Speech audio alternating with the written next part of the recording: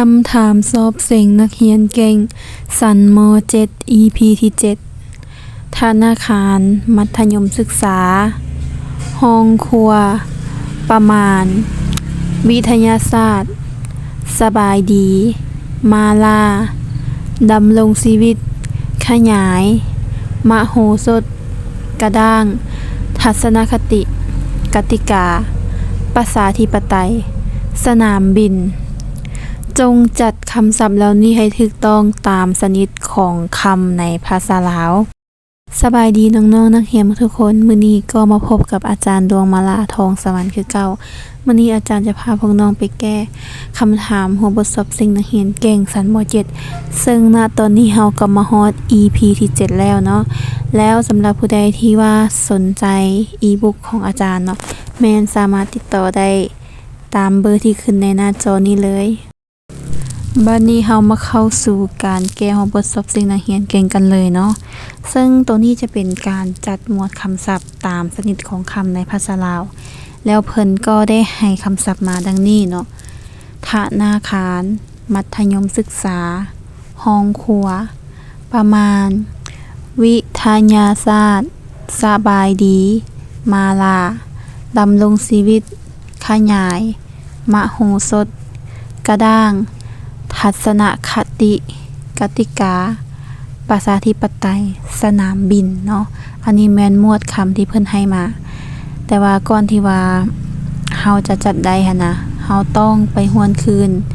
ว่าชนิดของคำในภาษาลาวเฮามันมีจักชนิดคือชนิดใดแดไปเบิ่งนำกันเลยชนิดของคำในภาษาลาวแบ่งออกเป็นอยู่4ชนิดคือ1คำเข้า2คำผสม3คำสมาส4คำสนธิเนาะสำหรับคำเข้านี่เป็นคำเดิมคำลาวเดิมเนาะที่ว่ามีมาแต่ก่อนเนาะซึ่งส่วนหลายจะเป็นคำโดดแล้วก็มีคำลายพยางค์แต่ว่าเป็นคำที่มาจากภาษาต่างประเทศเนาะอันที่2แม่นคำผสมเนาะคำผสมแม่นการโหมคำ2คำมาผสมเข้ากันแล้วได้คำใหม่เนาะ3เป็นคำสมาสคำสมาสจะเป็นคำของภาษาปาลีสันสกฤตมาต่อใส่กันเนาะสุดท้ายคำสนธิก็เป็นคำของภาษาปาลีสันสกฤตมาต่อกันแต่ว่ามีการตัดออกและเพิ่มเข้าบัดนี้เฮาเริ่มมาแยกนำกันเริ่มจากคำเข้าเนาะสำหรับคำเข้ามีคำว่าประมาณมาลาขยายกระด้างกติกาอันนี้แม่นคำเข้าเนาะที่ว่าเฮาเอามาจากในนี้ออกมาเฮาจะสังเกตเห็นเนาะส่วนใหญ่จะเป็นคำที่ว่ายืมมาจากภาษาอื่นเนาะซึ่งจะเป็นพวกภาษาไทยและกับภาษาปาลีสันสกฤตนั่นเองต่อไปคำที่2แม่นคำผสมเนาะซึ่งคำผสมมีคำว่าสบายดีคำว่าห้องครัว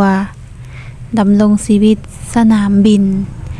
เฮาจะสังเกตเห็นเนาะคำผสมที่เอามาผสมกันส่วนใหญ่จะเป็นคำเข้าหั่นแหละเฮาเอาคำเข้าหั่นมาผสมกันเพื่อว่าให้ได้คำใหม่นั่นเอง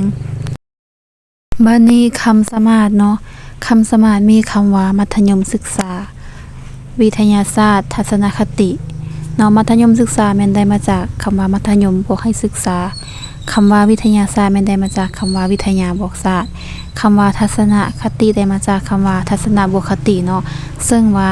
ถ้าว่ามันเป็นคำปาลีสันสกฤตมาต่อกันหั่นนะเพิ่นเอิ้นว่าเป็นคำสมาสแต่ว่าถ้าว่าเป็นคำลาวเอามาต่อกันเพิ่นว่าเป็นคำผสมวันนี้เรามาเบิ่งคำสนธิเนาะคำสนธิมีคำว่าธนาคารมโหสถประชาธิปไตยต้องย้ำขึ้นว่าคำสนธิก็เป็นการต่อคำของภาษาบาลีสันสกฤตคือกันเนาะต่างแต่ว่าอันตัวนี้จะเป็นต่อกันจะมีการตัดเข้าและเติมออกเนาะคือตัวอย่างคำว่าธนาคารแม่นเฮาได้มาจากคำว่าธนาบวกอาคารมโหสถได้มาจากคำว่ามหาบวกโอสถเนาะประชาธิปไตยมันได้มาจากคำว่าประชาบวกอธิปไตยเป็นประชาธิปไตยเนาะและนี่ก็เป็นการจัดหมวดคำตามชนิดของคำในภาษาลาวสำหรับผู้ใดที่ว่ายังมีอันใดที่ว่ายังบ่เข้าใจหรือว่าอยากถามเนาะสามารถคอมเมนต์ได้เนาะท้ายนี้ก็ขอฝากน้องๆนักเรียนทุกคนเนาะหรือว่าผู้ใดที่เข้ามาชมนะฝากกดไลค์กดแชร์และกดติดตาม ช่อง YouTube ของอาจารย์นำแล้วพบกันใหม่ในคลิปต่อไป